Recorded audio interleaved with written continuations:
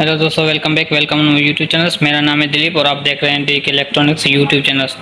दोस्तों, ये मेरे पास रिसीवर आया है।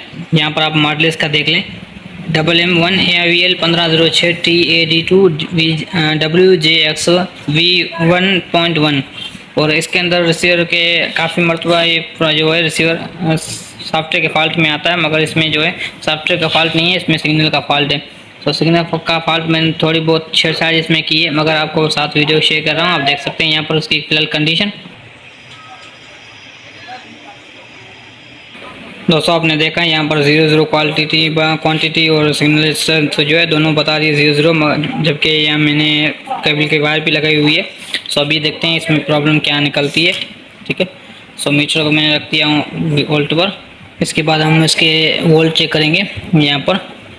तो दोस्तों, यहाँ पर देखें आउटपुट वोल्ट जो है यहाँ से नहीं भेज रही वोल्ट, और यहाँ पे इसके वोल्ट जो है 11 वोल्ट आ रहे हैं।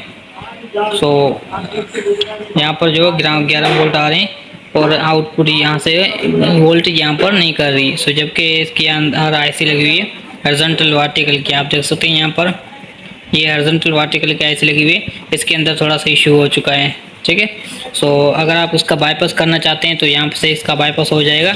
ये इसकी जो बीच वाली वायर हैं दोनों आपस में मिला दें तो उसका जो सिग्नल है क्वालिटी थी वो यहाँ पर आ जाएगी। मैं आपको मिलाकर चेक कराता हूँ।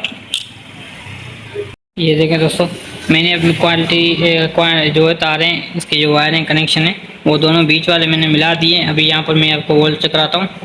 सो देख सकते हैं यहाँ पर दोस्तों 10 वोल्ट यहाँ पर आना शो हो चुके हैं। ठीक है, और अभी मैं इसकी जो डिस्प्ले वो भी चेक कराता हूँ। तो यहाँ पर दोस्तों देखें, यहाँ पर एक सिग्नल जो है क्वांटिटी वो भी अभी 93 पर आ चुकी है।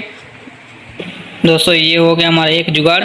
ये ऐसे हुआ था। ये जो है अपनी आईसी इसको हमने डायरेक्ट कर दिया है। अभी एच और वी का प्रॉब्लम होगा और इसके अलावा बाकी जो चैनल है वो उठाएगी।